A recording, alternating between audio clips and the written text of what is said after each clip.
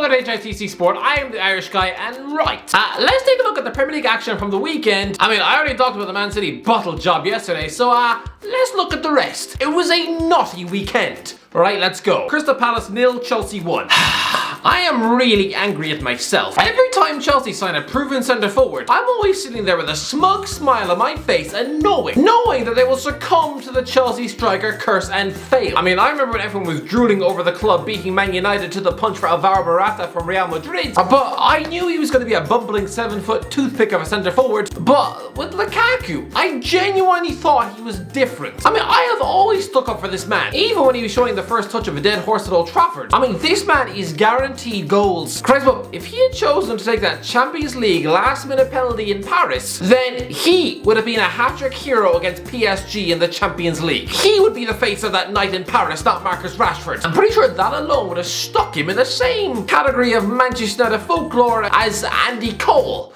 or at the very least Dwight York. I thought he would move to Chelsea and utterly rip up the Premier League, but I think it's now time to call him a flop. I mean, I thought he would win the Golden Boot.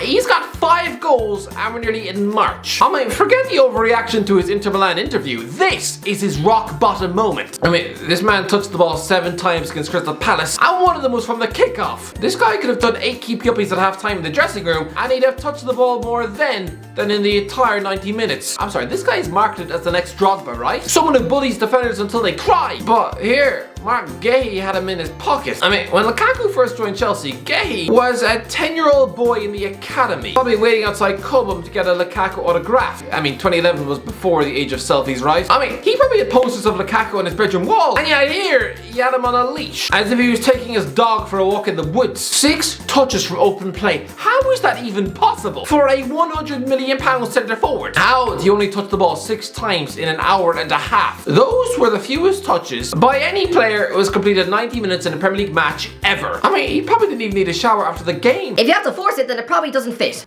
He hates it. He absolutely hates it here. Lukaku at Chelsea, it doesn't work. How can it work when no one passes him the damn ball? I mean, this isn't some modern day Emil Heskey chucked up front for Wigan and told to just throw his elbow into the nose of a centre half of corner kicks. No, Lukaku might look like Mike Tyson, but he's a purebred goal scorer. And you're not giving him the damn ball. He and Thomas Tuchel, they just don't work together. And he needs to quit because Lukaku in this Chelsea system, especially away from home, is useless. I mean, Tammy Abraham was squeezed out of Stamford Bridge last summer, and he's got 8 more goals than Lukaku this season, probably because he's playing for a coach who believes in it. If I was Lukaku, I would be begging my agent to get me moved to PSG in the summer, or see if Man City are still interested. And if they choose to sign Harry Kane instead, then go to Tottenham and reunite with Antonio Conte. Or, you know what? Even go to Borussia Dortmund to replace Haaland. I mean, I'm sure he'd be a Bundesliga goal machine, rivaling Lewandowski for the Golden Boot. Just leave Chelsea because this doesn't work. Maybe even a move to Arsenal in the summer. I mean, why not? You'll score bags of goals in that team because Mikel Arteta will actually build a side around you. But at Chelsea, your talents are going to waste. The fans haven't really forgiven you. I mean, this is like that spell at Man United, but worse. Aston Villa 0, Watford 1.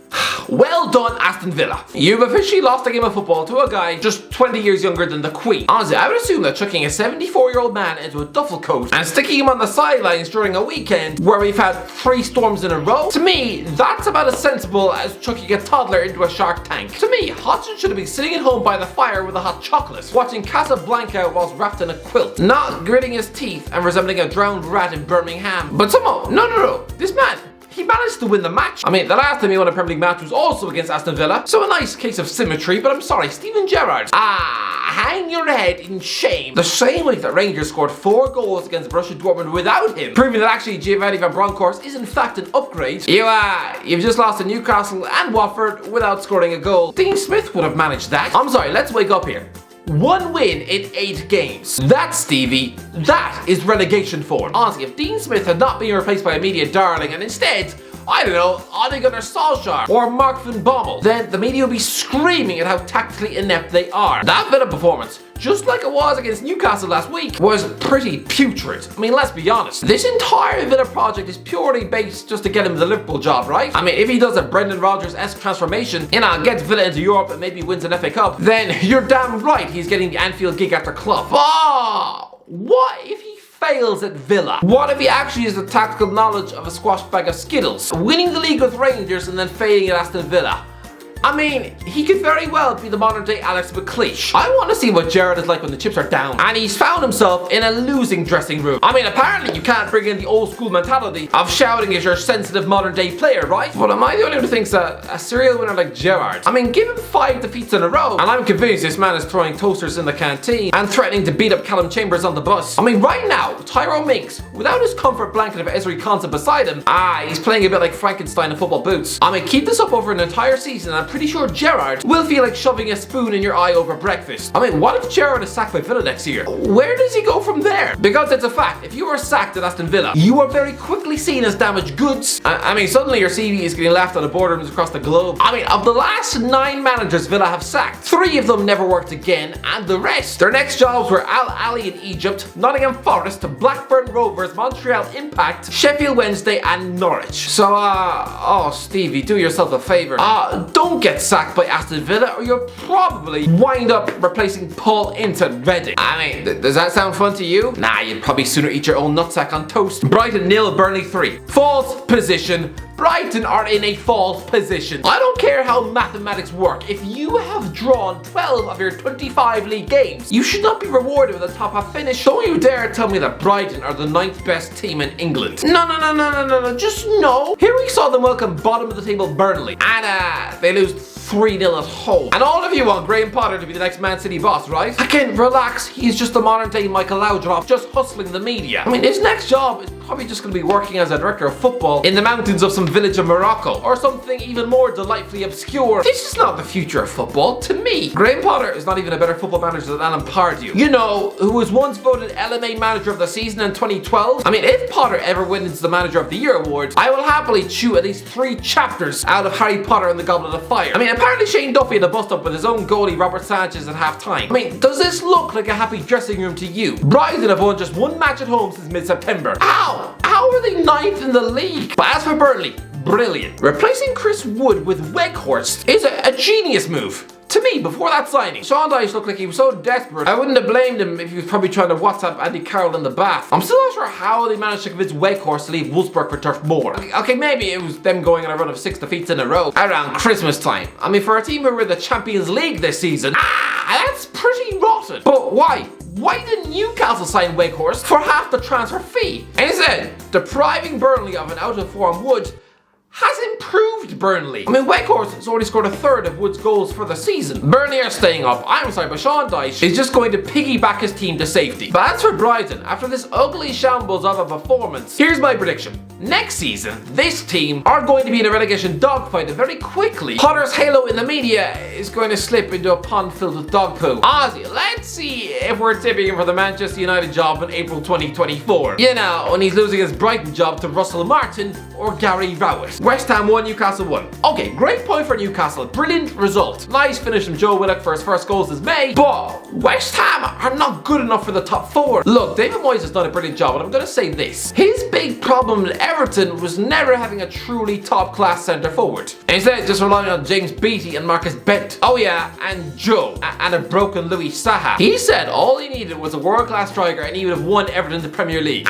Yeah, sure you would have, David, but still, history is repeating itself. At the start of the season, people were bending over backwards to tell the world that Mikel Antonio was one of the most underrated footballers in the world. And that it was a travesty he's now playing for Jamaica and not England, right? And this guy was boasting about going on to win the Golden Boot. Lads, I know he works hard, but I am sorry. For a team chasing top 4, he's got 2 goals in his last 17 Premier League matches.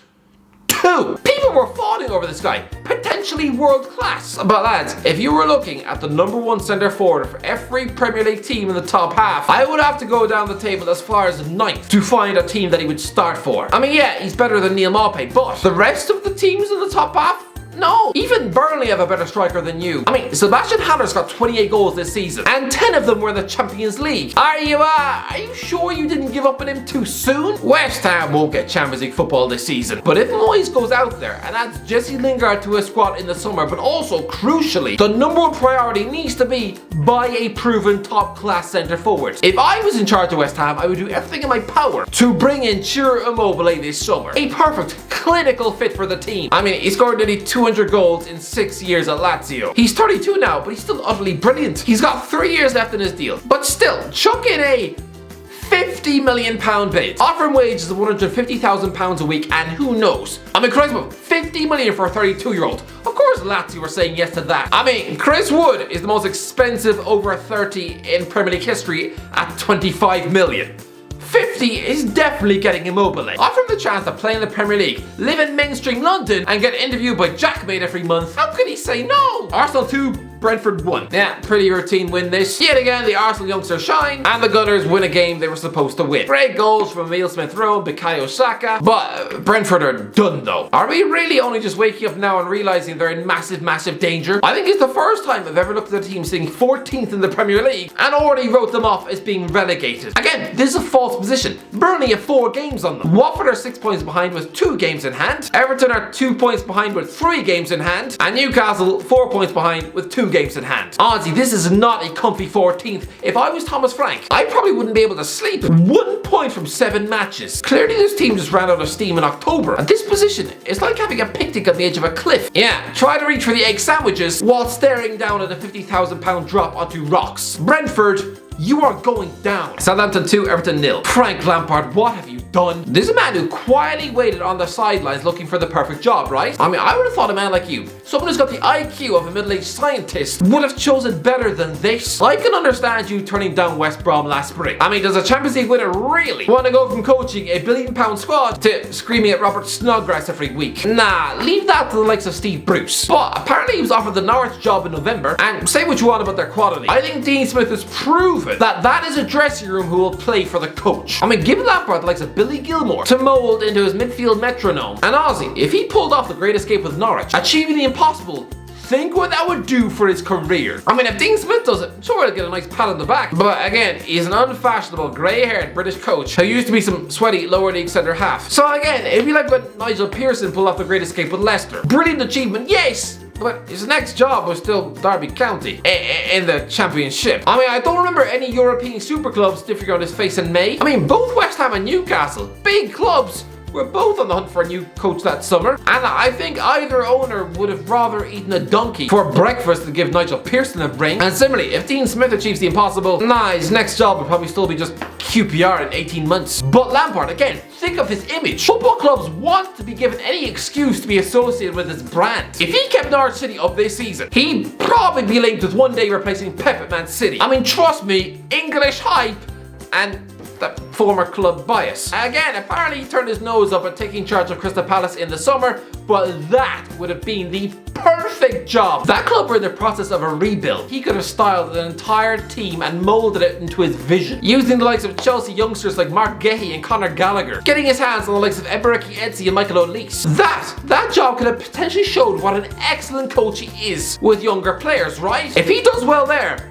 give it 3 years and he'll probably be offered the England job. I mean, to be fair, the FA don't really have high standards. Gareth Southgate got relegated at Middlesbrough, and he still got the job 7 years later. Sam Allardyce was given the gig because he kept Sunderland up, while Roy Hodgson was finishing 12th with West Brom. So yeah, this job would have put you in the perfect frame for England. What England don't do, though, is appoint managers who failed at big clubs. Isn't that right, Alan Pardew? Everton, they're the graveyard for football coaches. A place where Carlo Ancelotti and Rafa Benitez both failed. I mean, do you really think you're a better coach than them? It's a rotten dressing room with overpaid, expensive flops, and I think showed everyone in that 2-0 defeat of Southampton that they are not here for a relegation scrap. Come on, even Seamus Coleman being outjumped by Shane Long. Similarly for Gerrard, I worry for Lampard. I know, unlike a Villa Park, usually sack managers at Everton bounce back on their feet. I mean, Christ, Ronald Koeman soon went up at Barcelona, while Roberto Martinez manages the golden generation of Belgium. But still, England are not going to offer the gig to Lampard if he fails here. They just won't. I mean, who else will take him? And then what's the alternative? Derby County in League 1? Honestly, Frank, you've chosen the wrong job. Leeds 2, Man United 4. Thank you, Anthony Elanga. So a trip to Leeds. It's going to be the biggest atmosphere of the season, and it's going to probably terrify the likes of Fred. This is tough. You know what? I'm going to go for a scrappy 3-2 Man United win with Ronaldo burying a last-minute penalty, forcing angry Leeds fans to smash up a bus stop outside the ground. But again, this isn't a confident prediction because anything can happen, and I mean anything.